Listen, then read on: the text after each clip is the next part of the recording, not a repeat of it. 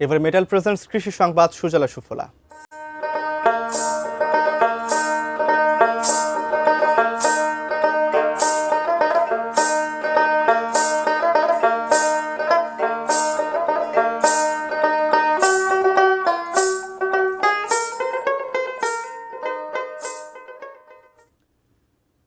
তীব্র শীতে বীজতলা ক্ষতিগ্রস্ত হওয়ার পাশাপাশি সার সংকট ও জমিতে কচুরিপানা জমে থাকায় বোরো আবাদে পিছিয়ে পড়েছেন নাটোরের কৃষকরা।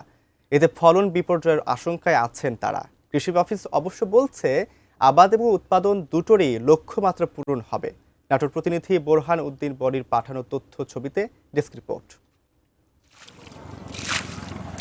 কোনো জমিতে ধানের চারা ঘন সবুজ না হয়ে হলদেটে, কোথাও চারার ডগা শুকিয়ে মরে গেছে, কোথাও বা চারাগুলো দুর্বল। অনেক বীজতলাতেই এবার কোল্ড ইনজুরির এরকম ছাপ স্পষ্ট। তীব্র শীতে উত্তরের জেলা নাটোরে বেশিরভাগ বড় বীজতলাই ক্ষতিগ্রস্ত। কৃষকরা জমি চাষ দিয়ে ফেলে রেখেছেন, নিজের বীজতলার ক্ষতি হওয়ায় চারা খুঁজে বেড়াচ্ছেন। তার উপর অনেকের জমি থেকে এখনো কচুরিপানা সরেনি, ফলে চলন বিল, হালতি সহ জেলার বিভিন্ন বিলের নিচু জমিতে এখনো চাষ শুরু করা যায়নি। সব মিলিয়ে বোরো আবাদে কয়েক সপ্তাহ পিছিয়ে পড়ে লোকসানের শঙ্কায় নাটোরের কৃষকরা।